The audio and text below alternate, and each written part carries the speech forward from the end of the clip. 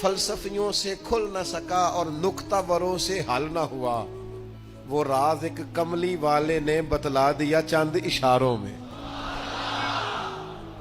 نبی کریم صلی اللہ تعالی علیہ وسلم نے وحی کے ذریعے فرمایا، وحی کے ذریعے فرمایا۔ ادھر ادھر سے کیوں پوچھتے ہو؟ مجھ سے پوچھو نا، میں تمہیں اللہ کا قرآن پڑھ پڑھ کے بتاتا ہوں کہ تمہیں بنایا کس نے۔ میں تمہیں بتاتا ہوں تمہیں بنانے والا کون ہے۔ وہ کون ہے جس نے تجھے بنایا ہے؟ هو الذی یصورکم فی الارحام۔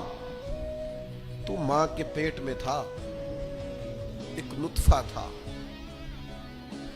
ایک کریم مالک نے چاہا، پھر اس نے ماں کے پیٹ میں تیری صورت بنائی، یہ تیرے نقش و نگار بنائے، اس نے تیرے چہرے کو تخلیق کیا، پھر تیرے چہرے پر اس نے آنکھیں رکھی، پھر ناک رکھا، پھر ہونٹ رکھے، پھر تجھے بنا کے نہ تو خود ہی فرماتا ہے لَقَدْ خَلَقْنَا الْإِنسَانَ فِي أَحْسَنِ تَقْوِيمٍ۔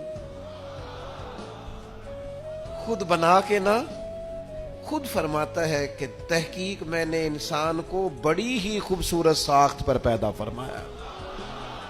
ایک منٹ کے لیے ذرا سوچ کے دیکھنا کہ یہ ناک اگر یہاں ہوتا تو کتنا برا لگتا، یہ ہونٹ اگر تھوڑے سے بھی نیچے ہو جائیں تو کتنے، بعض لوگوں کے نا ذرا سے دانت تھوڑے سے کبھی اوپر ہو جائے نا کسی بیماری کی وجہ سے بھی تو لوگوں کو اچھے لگتے۔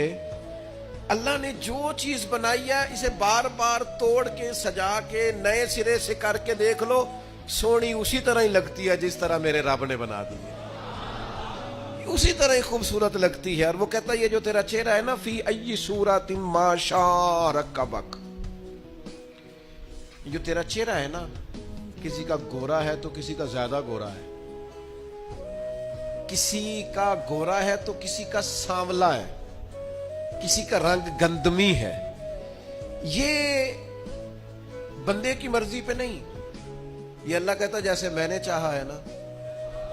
اگر آپ یہ آیت سمجھ جائیں نا تو اپنے آپ سے پیار ہو جائے گا، پھر کالے سیاہ رنگ والا بندہ بھی کہے گا اوہو چہرہ میرا ہے پر چاہت اللہ تعالیٰ کی، پھر تو اپنے آپ سے پیار ہو جائے گا، پھر تو اپنے آپ سے محبت ہو جائے گی، پھر تو انسان کہے گا کہ خدا جانے بلندی ہے کہ پستی، پر جہاں میں ہوں وہاں کوئی نہیں ہے۔